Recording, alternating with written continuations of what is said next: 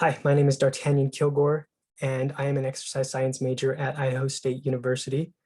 I've been working in the Department of Human Performance and Sports Studies with Dr. Sung and Dr. Appleby. And today I have a study proposal for running kinematics analysis of collegiate long distance runners that have had a history of iliotibial tract injury, or IT band syndrome.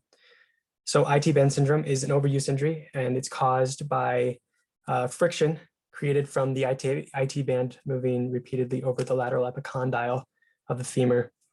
And this is generally due to tightness in hip adductors or the IT band, and as well as muscle weakness and an increase in exercise intensity and volume.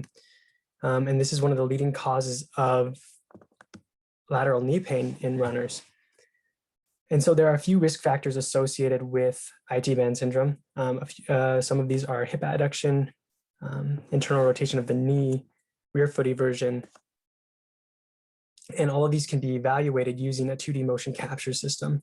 And so by taking two cameras, you can analyze the joint angle kinematics on two sites, in the frontal view and the sagittal view. And through this, you can identify these different risk factors.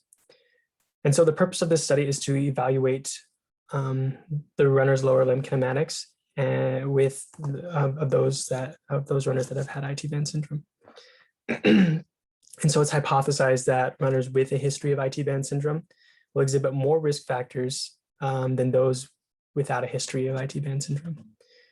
And so to do this, we're going to take 30 collegiate long distance runners, and there will be two groups, those that have a recent history of IT band syndrome and those that have not. And these runners will use their own shoes. We'll have them wear shorts or spandex and remove their shirt in order for better marker placement for the reflective markers that we'll be using. And the equipment is going to be an Roxen 2D motion capture system. We're going to have two cameras, like I said before, in the sagittal view and the frontal view. And you can see these in the pictures below. We'll be using the MR3 software and 6 reflective markers, one on the lateral side of the fifth metatarsal end, on the lateral malleolus and the lateral knee joint, as well as the greater trochanter, all of these on the right side, and then the two posterior superior iliac spines.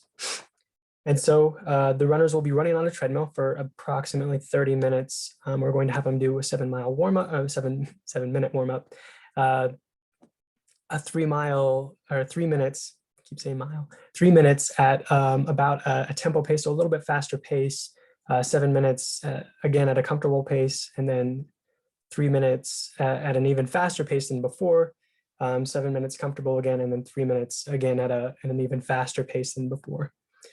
So we can get different phases of them running at different speeds.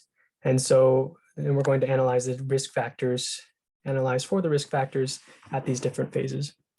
And so it's expected that the group with a history of IT band syndrome will show more of the risk factors that I mentioned before: excessive hip adduction, knee internal rotation, and rear foot eversion. And so hopefully through this, the purpose will be to be able to enhance training. We'll be able to identify these risk factors, make small adjustments to form, strengthen muscle groups, and hopefully improve the quality of the activity of running. And thank you.